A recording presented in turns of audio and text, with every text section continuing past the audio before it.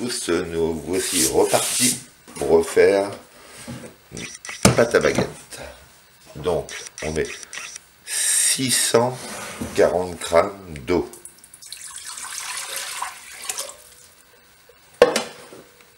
14 g de levure fraîche,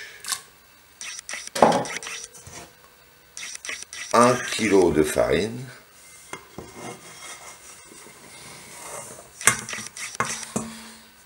et en moyenne 20 g de sel.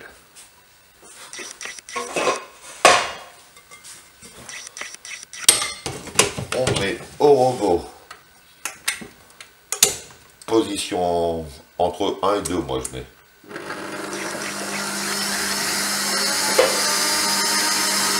Et on laisse tourner. Si l'eau est bien froide, la pâte va se faire toute seule. En généralement 2-3 minutes, quoi. Ça va assez vite.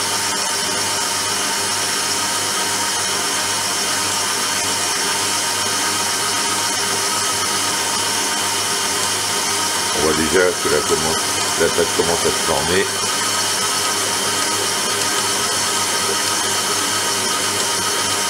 Faut juste attendre. À force de passer du temps avec vous, il va falloir que vous me prépariez une chambre, parce que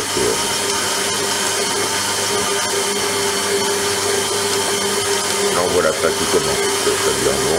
Mais si l'eau est trop chaude, la pâte elle va être toute molle et ça ne donnera pas le même résultat. Il faut que l'eau soit bien froide. Voilà, elle est presque sorbée la pâte.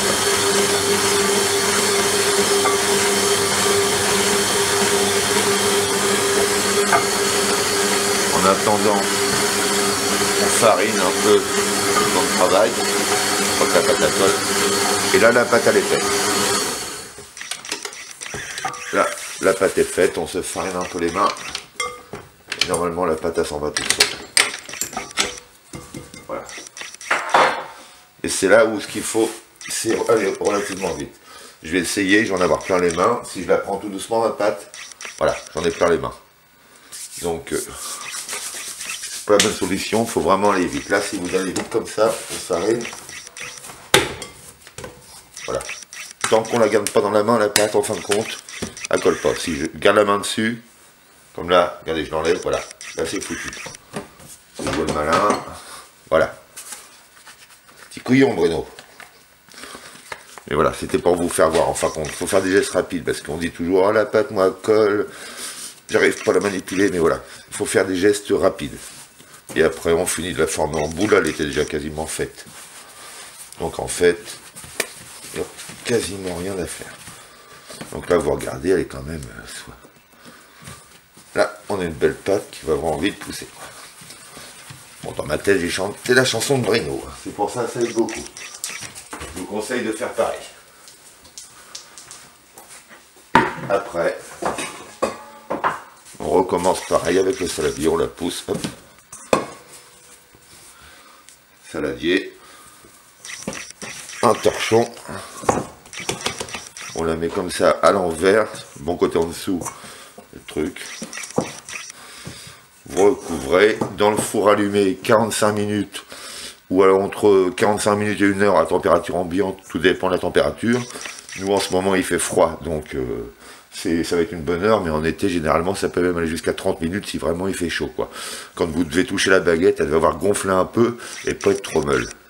Si elle pousse de trop, qu'elle est trop molle, vous allez avoir du mal à l'inciser. Et en fin de compte, elle va mal pousser, elle va retomber à la cuisson, quoi. Donc il faut pas trop la laisser pousser, mais il faut quand même la laisser pousser. C'est ça le plus compliqué à gérer, en fin de compte, c'est avoir la bonne pousse, quoi. Bon, bah là, on va se retrouver dans 45 minutes. Là, je vais le mettre au frigo. À tout à l'heure. Nous revoici après 45 minutes de pouce au four. Donc, je vais vous faire voir comment inciser. Je prends ma lame de cutter et il faut donner des coups comme ça. Sans trop appuyer, qu'on transperce la pâte, mais rapide. Si vous attendez trop, ou si vous hésitez, en fin de compte, vous allez mal inciser, quoi. Et ça, on le fait juste avant de l'enfourner, quoi. On sort la pâte du four. Une fois que le four est chaud, on incise et il faut enfourner quasiment aussitôt, quoi. Voilà, maintenant on va passer à l'enfournement.